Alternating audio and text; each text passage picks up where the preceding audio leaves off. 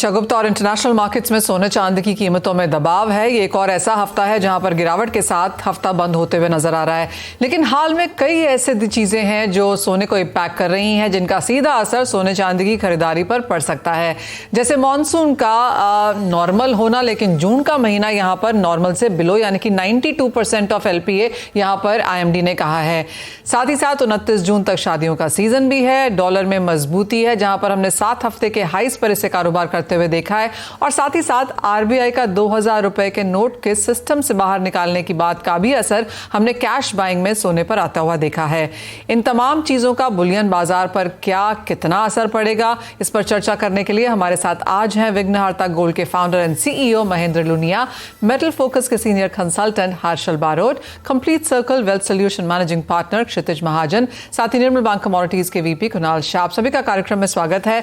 सबसे पहले प्राइसेस पे बात कर लेते हैं, क्योंकि ये एक और ऐसा हफ्ता है, ये एक्चुअली तीसरा ऐसा हफ्ता है जहां पर लगातार हमने गिरावट सोने के प्राइसेस में आते हुए देखी है। कुणाल, कैसे देखते हैं आप? क्योंकि 2080 का हाई था, 2000 भी टूटा, 1950 भी टूटा, जो बाजार को लग रहा था कि एक स्ट्रॉन्ग साइकोलॉजिकल सपोर्ट के तौर पे शायद काम करेगा। अब यहां पर आने वाले हफ्ते के लिए क्या रेंज रह सकती है? मुझे लग रहा है कि ये हमने जो प्रॉफिट टेकिंग देखा है, अगर कल अब यूएस का डेटा देखेंगे, यूएस का GDP better than expected, US पे जॉबलेस क्लेम नीचे आए हैं, और जितने भी डेटा अभी आ रहे हैं यूएस से, कोई भी डेटा अभी तक ऐसा नहीं आया है जो इंडिकेट कर रहा है कि यूएस में स्लो डाउन या रिसेशनरी फियर्स, डेटा को देख के नहीं लग रहा है।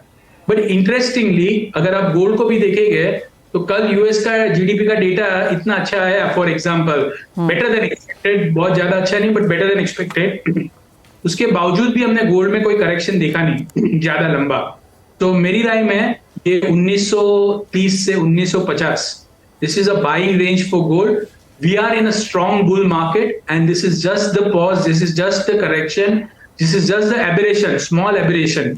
यहां से मुझे गोल्ड में कोई ज्यादा मंदी नजर नहीं आ रही है।